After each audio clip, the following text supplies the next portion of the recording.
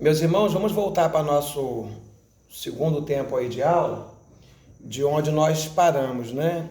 Nós estamos falando aí sobre os 5 tipos de instrumentos na cura divina. Falamos sobre imposição de mãos, unção com óleo, que é o 2. O 3, por meio da fé na palavra lida ou ouvida. E quarto, agora, através de objetos do portador dos dons de curar. Vamos ver um exemplo aí, Atos capítulo 19.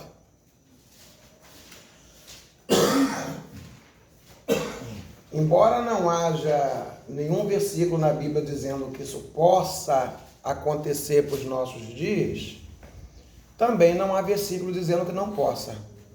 Então, é possível que isso aconteça. Atos capítulo 19, versículo de número... Vamos ler o 11, que nós já lemos esse, e vamos ler o 12.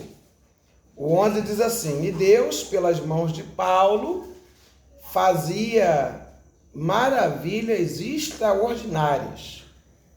Já lemos esse verso. O 12 agora.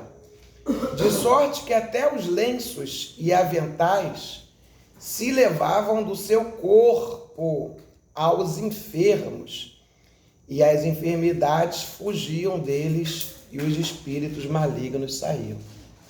Você vê que, como Paulo era cheio do poder de Deus, né? Que até objetos como lenços e aventais que se levava de Paulo, a pessoa passava lá, chegava lá e colocava em cima de um doente ou em cima de um possesso, e o espírito maligno saía. Como saía?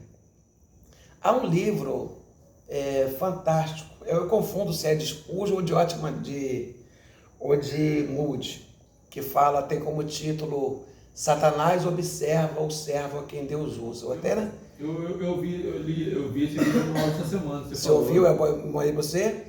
Eu vou depois coloca no grupo lá. Quem quiser escutar depois, é um livro... É Spurgeon mesmo. A modernidade hoje favorece isso aí. A pessoa não tem dificuldade de comprar, você vai no YouTube e escuta. Mas o que diz aquele livro ali? Aquele livro ali nos diz sobre a realidade que Satanás nos conhece. Depois de Deus, gente, depois de Deus, quem mais nos conhece não é nossos pais, nem nossas esposas ou filhos. Depois de Deus, quem mais nos conhece é Satanás. Ele sabe em que a gente gasta o nosso tempo, 59 minutos. em que nós somos atraídos, ele conhece. Então, por causa disso, levava-se aí lenços e aventais do corpo, no caso de Paulo, até os doentes, e os doentes, muitos desses doentes aí eram curados. Pode acontecer isso hoje? Há possibilidade de acontecer, embora, estou sendo muito franco com você, eu nunca ouvi um caso desse. Mas o fato de eu nunca ter ouvido, ou nunca ter tido tal experiência, isso não tira a possibilidade de acontecer. Até porque o nosso Deus não está preso numa caixinha de fósforo. Nosso Deus é livre para agir e atuar como quer, na hora que quer e na vida de quem quiser. Deus é livre, tá bom? Prosseguindo aí, quinto, a própria presença do portador dos dons de curar. Atos capítulo de número 5.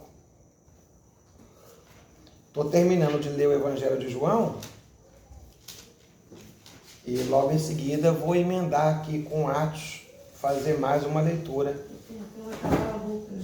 desse livro aí fantástico. Atos capítulo 5, versículo de número 14.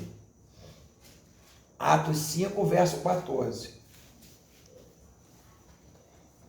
E a multidão dos que criam no Senhor, tanto homens como mulheres, crescia cada vez mais. Então, cada vez mais crescia a multidão de homens e mulheres que criam. De sorte que transportavam os enfermos para as ruas e os punham em leitos e em camilhas, para que ao menos a sombra de Pedro, quando este passasse, cobrisse alguns deles. E até de cidades circunvizinhas concorria muita gente a Jerusalém, conduzido enfermos e atormentados de espírito imundos, os quais a todos eram curados. Nesse caso aqui, esse é um caso ímpar. Nós não encontramos nenhuma outra situação dessa aqui no Evangelho, onde pessoas transportavam enfermos para as ruas, para que somente a sombra de Pedro passasse, cobrisse alguns deles ali e eles eram curados. Você vê a importância de estar dentro do querer de Deus, né, irmãos? Como eu falei aqui no início da aula, hoje a igreja contemporânea, ela é débil em muitas áreas. Mas se há uma área que fica evidente na igreja contemporânea, que inclui a nós também, muitas das vezes é a falta de poder. Esse poder para orar para o enfermo, para ser usado por Deus ali e essa pessoa ser curada. Como eu falei anteriormente, a mensagem do Evangelho ela tem que vir aos ouvidos, a gente pregando, e tem que vir também aos olhos, as pessoas vendo os milagres. Jesus atraía muita gente para ele mediante as curas que ele fazia. Muita gente era atraída. É claro, é evidente que boa parte das pessoas não foram salvas, né? Mas atraía muita gente. Vamos ver, já que estamos em Atos, vamos ver aqui agora na Bíblia o caso de Filipe, que eu havia comentado no início da aula. Atos, capítulo de número 8. Vamos ler a partir do 4. Atos, capítulo 8, a partir do 4. Mas os que andavam dispersos iam por toda parte anunciando a palavra. E descendo Filipe à cidade de Samaria, lhes pregava a Cristo. E as multidões unanimemente prestava atenção ao que Filipe dizia. Olha aí, ó, mensagem aos ouvidos. Porque ouviam e viam. Ouviam o quê? A pregação do Evangelho. E viam o quê? Os sinais que ele fazia. Que sinais era esse? Verso 7. Pois os espíritos imundos saíam de muitos, os que o tinham, clamando em alta voz. E muitos paralíticos e coxos eram curados. E havia uma grande alegria naquela cidade. Então as multidões ouviam e viam. Na atualidade as multidões só ouvem, não estão vendo quase que nada. Talvez o problema seja esse, é na cidade. Agora dentro da igreja não acontece essas coisas. Cidade... Está mais propício acontecer na rua, você orando pelas pessoas que você curando, do que dentro da igreja. Porque lá não dá espaço para isso. Lá tem espaço para tanta coisa, tem muito louvor, muita pompa, muita coisa, muita petição, muitos eventos, e não dá espaço para isso. Eu sou suspeito para falar disso, né? Mas Deus não instituiu igreja, não. É verdade, com certeza. É por isso que eu falo, eu prego muitas coisas na rua, muita gente, o que eu aprendo eu passo para quem não entendeu, para as pessoas, é aquilo. A palavra de Deus exige pregar o Evangelho, não mandou ninguém, né, obrigar, ou então ficar fazendo um monte de coisa. Desnecessário, muita coisa dentro da igreja. Se a gente tivesse focado mais nisso aqui, aí haveria cura, haveria milagres acontecendo. Aí nem anima você ir para a igreja. Você sai da igreja, você já aprendeu o que a gente aprende aqui. O que eu leio em casa, isso eu já sei. Eu quero ver os sinais, eu quero ver alguma coisa diferente. O que eles vão pregar lá, eu sei. O louvor eu ouço o dia todo. Né? No rádio, em casa. Aí você vai para lá, você não vê o que é para ver. É complicado. difícil. Agora vem cá, gente. Até desincentiva você de estar dentro da igreja. Qual seria, e aqui eu quero que vocês pensem um pouquinho, qual seria o maior inimigo, pense primeiro, depois responda. O maior inimigo para impedir a cura divina? Qual seria o maior inimigo? Pensa um pouquinho. Qual seria o maior inimigo? Estava com um copo de café agora aqui, não sei não. Tem água aí, né? Acho que é a falta de fé. Tem água aí, né? Tem, é meio garrafa. Oi? Acho que a falta de fé é o pior inimigo. A pessoa nem ela. A Kátia disse aí, falta de fé. Por ser curada, nem ela não Pode vai ser a ser. falta de fé e incredulidade também. Você vê, quando o Pedro passava, a sombra curava, mas aí atribuiu também às pessoas, né? Tipo assim, as pessoas viam o Pedro passar, a fé delas também incentivaram elas a passar pela sombra e ser curada. Então uma coisa liga a outra. A principal.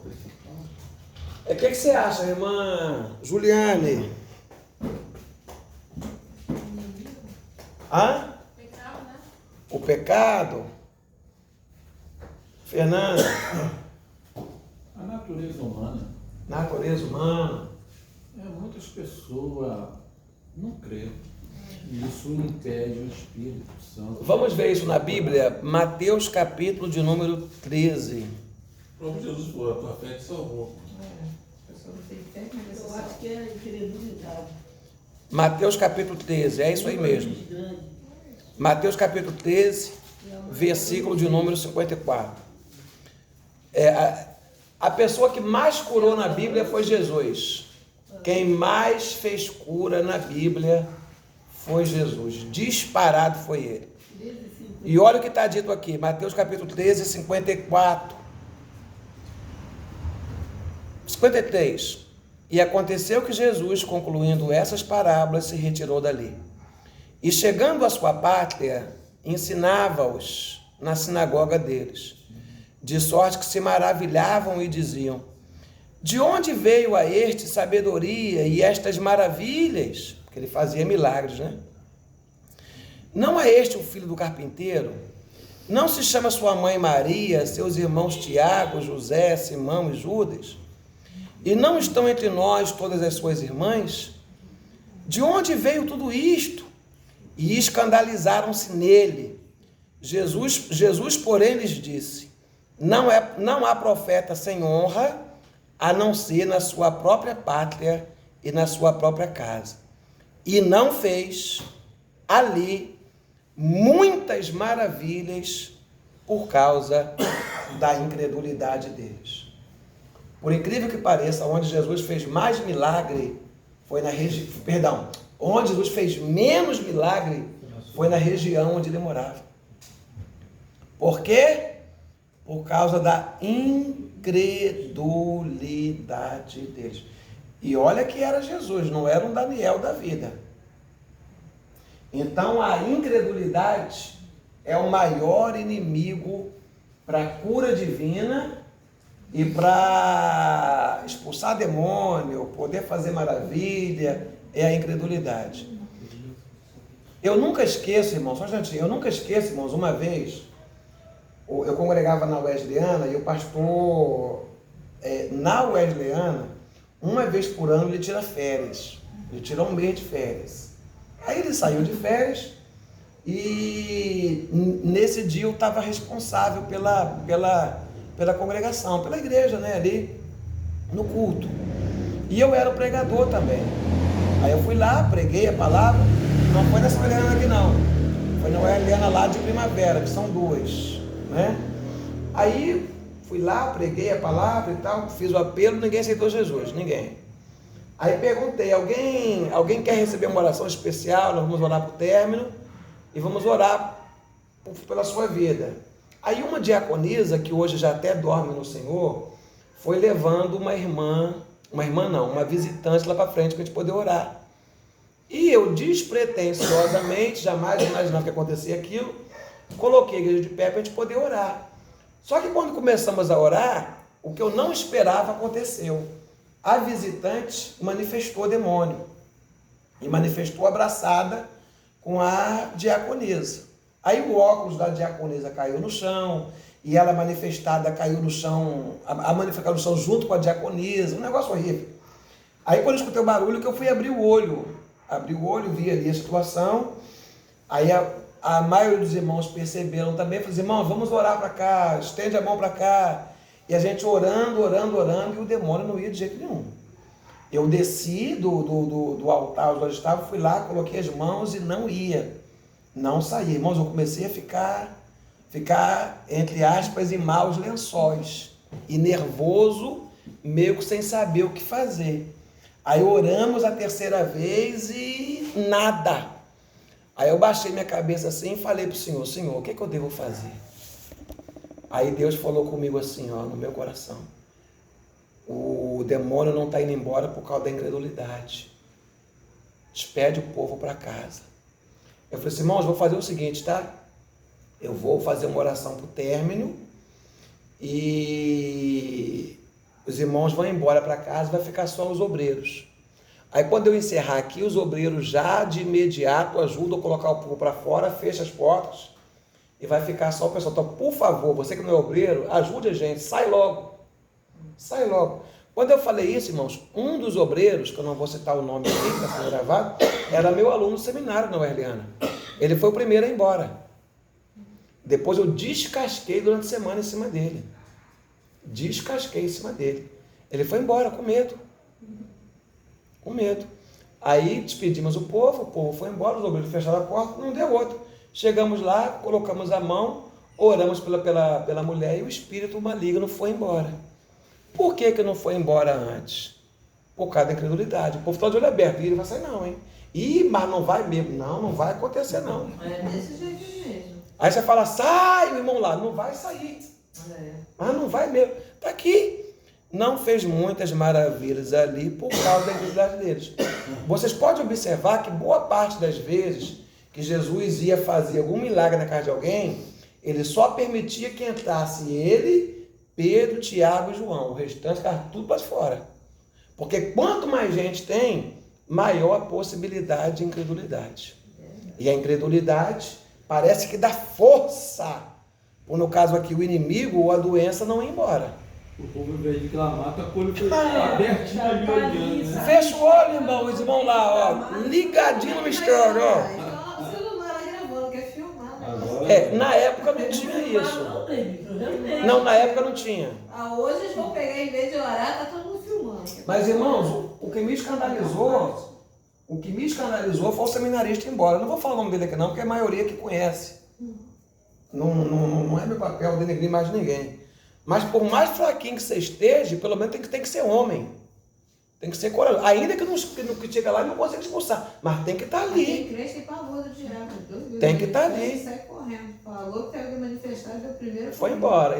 Então a gente, há horas, irmãos, que a nossa fé tem que estar. Mas chamei atenção depois. Poxa, irmão, não se faz. Isso não se faz. Isso não se faz. E a gente, irmãos, temos que nós precisamos estar preparados para tudo.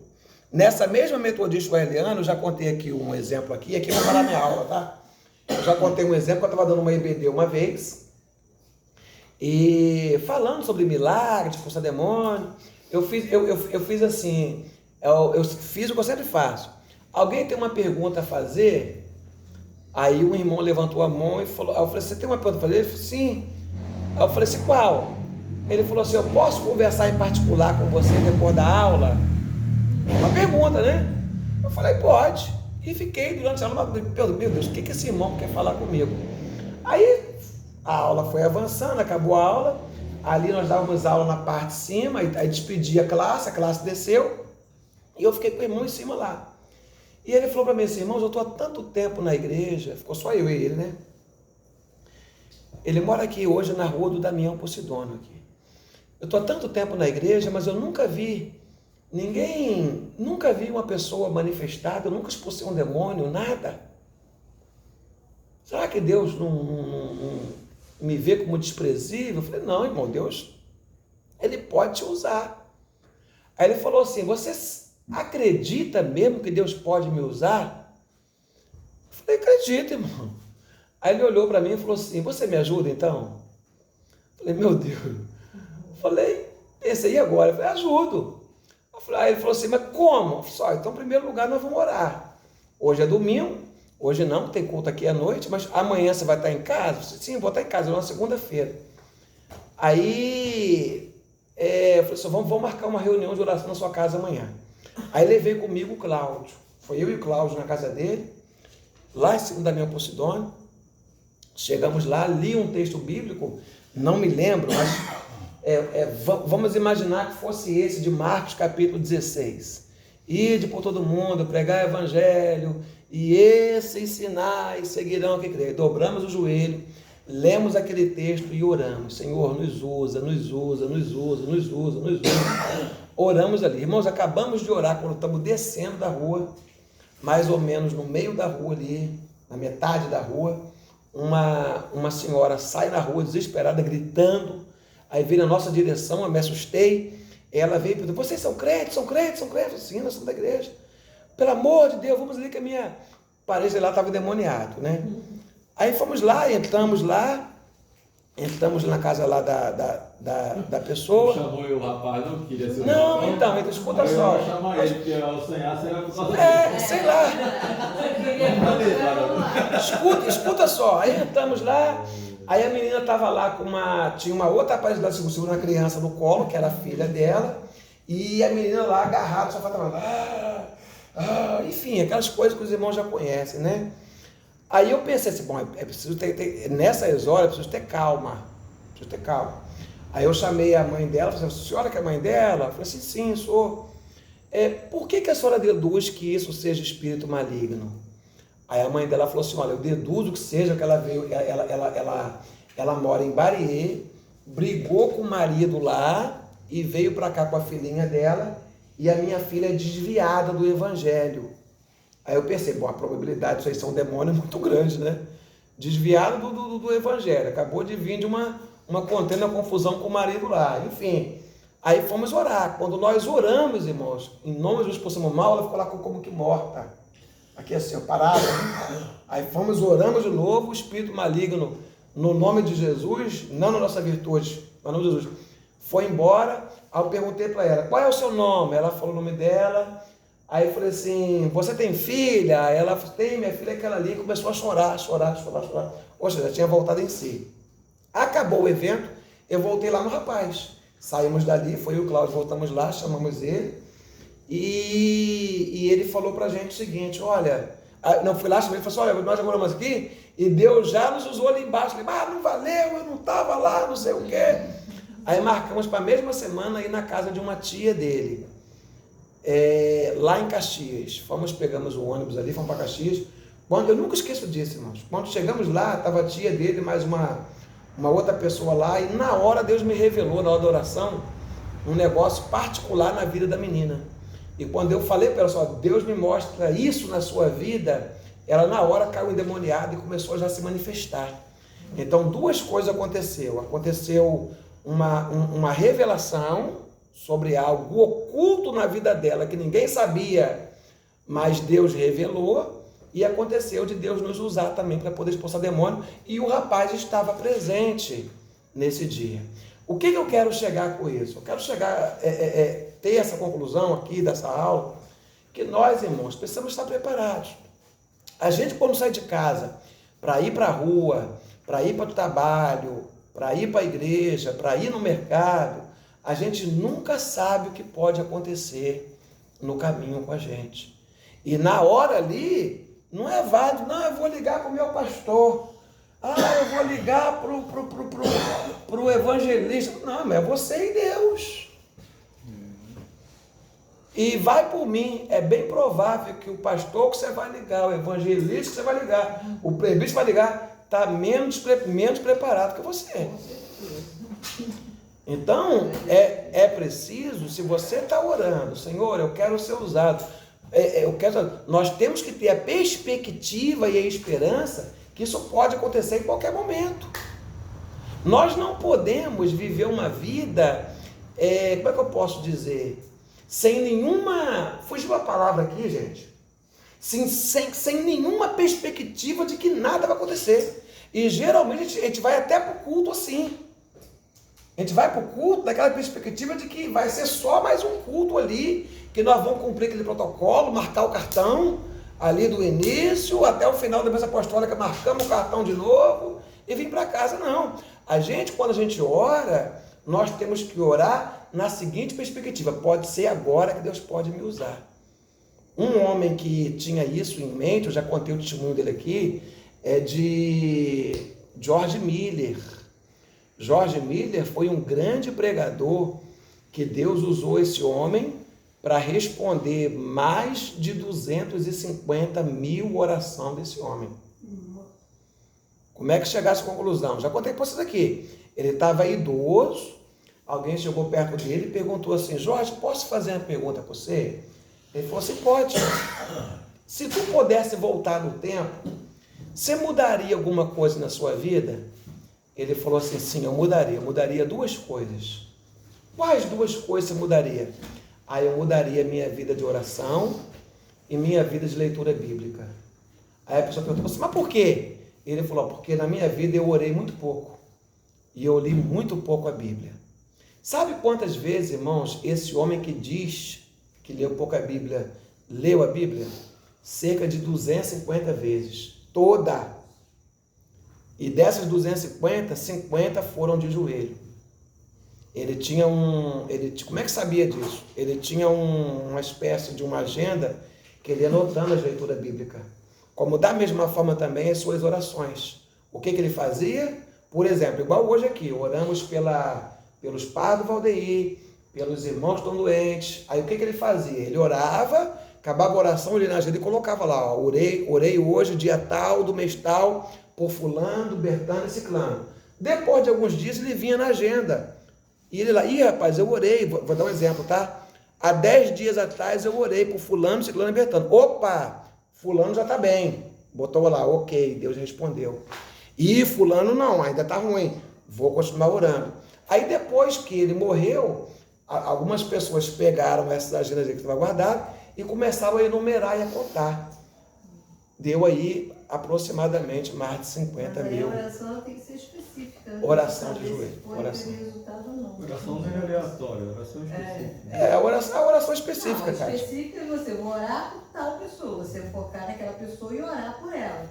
Muitas vezes eu vejo pessoas vão orar e tal, a pessoa ora por tudo, menos pelas pessoas. Sim, aí ele fazia, ele tinha o hábito, não é um hábito bacana? É um hábito bacana. E nós vamos encerrar essa aula aqui, irmãos, com essa coisa. Presta bem atenção. Irmãos aqui presentes: Fernando, Kátia, Juliana, André, Midian, Valdeir, Alain. Esses homens aqui não eram melhor que a gente. Nós também somos salvos como eles. Também somos amados de Deus como eles. O nosso nome também está escrito no livro da vida como eles. Agora, o que falta é a gente se dedicar mais como esses homens se dedicavam. A questão também da dedicação a mais requer tempo. Aí eu ia perguntar: o que esse homem fazia? Eu estou tentando terminar o livro de Lucas, já está difícil. É possível, cara. Eu acho que tudo vai da nossa prioridade. E outra coisa, é possível. Então, é possível você ir trabalhar, e estar com a mente voltada para Deus, em oração. O trabalho não impede. O trabalho não impede.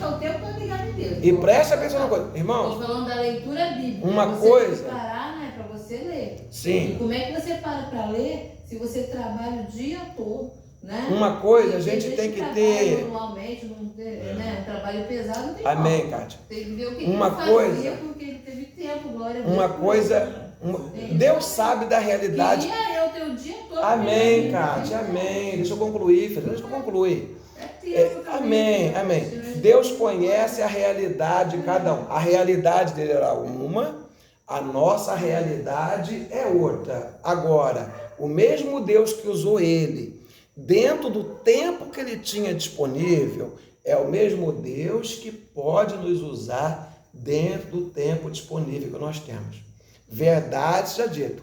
Há muitas pessoas lá fora, presta atenção, há muitas pessoas lá fora no mundo com menos tempo que a gente, com menos recurso financeiro que a gente, com menos conhecimento bíblico que a gente, fazendo muito mais do que todos nós juntos. Nós não podemos nos contentar com aquilo que temos sido para Deus. Precisamos crescer a cada dia mais. A própria vida cristã é uma escola. É uma escola onde a gente temos que crescer. O próprio Pedro disse, crescei na graça e no conhecimento. Ele disse, crescei para pessoas que já eram antigos, como a gente, antigos. Precisamos crescer. Nós podemos ir além, podemos dar um pouco mais, podemos orar um pouco mais, podemos ler um pouco mais, podemos abençoar um pouco mais. E quando a gente faz isso, a gente tem no coisa de Deus. E para finalizar aqui para a gente ir embora, no Marcos capítulo 16, sabe não, eu vou ler aqui, você acompanha comigo aqui, ó. Jesus faz aquela promessa que em meu nome, e eu vou ler de novo aqui com vocês para a gente ir embora. Marcos 16, olha o que está dito. Ide por todo o mundo pregar o evangelho a toda criatura. Quem crê e for batizado será salvo, mas quem não crê será condenado. Esses sinais seguirão os que creem. Em meu nome expulsarão demônio, falarão nova língua, pegarão as serpentes, e se beberem alguma coisa mortífera, não lhe fará dano. Porão a mão sobre os enfermos e os curarão. Aí a promessa acaba aqui. Olha o 19 e o 20. O 19. Quando o Senhor lhes disse, depois de ter lhe falado, foi recebido no céu e assentou-se à direita de Deus. Ele foi embora, ele fez a promessa e foi embora. O que a igreja fez? O 20, o último versículo, ó. E eles, que é os apóstolos, tendo partido, pregaram por todas as partes, cooperando com eles o Senhor e confirmando a palavra com os sinais que se seguiam.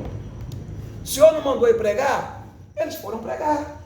À medida que eles foram pregar, os sinais iam acompanhando. O Senhor cooperava com eles. Então o Senhor quer cooperar comigo, com você, com todos nós. Eu botei uma frase no nosso grupo, acho que foi no nosso grupo, botei. Deus não está buscando capacitados. Deus está buscando disponíveis. Aí a grande pergunta que fica é, estamos nós disponíveis para ser usados pelo Senhor? Nossas mãos estão disponíveis? Nossa boca está disponível? Nossos pés estão disponíveis para evangelizar e para orientar doente? Lembra lá que se está alguém doente, chame os primeiros. É nós que temos que ir aos doentes, aos necessitados. Ide por todo mundo. Não é ficar na igreja, Senhor, envia as almas, envia. Não. É a gente que temos que ir atrás das almas. Precisamos ir. À medida que nós oramos, Senhor, eu não tenho nada, mas eu vou e eu peço a sua ajuda. Deus nos ajuda, irmãos. Amém? Todo mundo entendeu? Amém. Vamos ficar de pé então? Amém? Nossa irmã Cártia vai fazer essa oração final aí por nossas vidas. E na semana que vem, irmãos, vamos começar os dons de elocução. Profecia, variedade de língua, e mais qual? Interpretação? Interpretação das línguas. Esses três dons aí.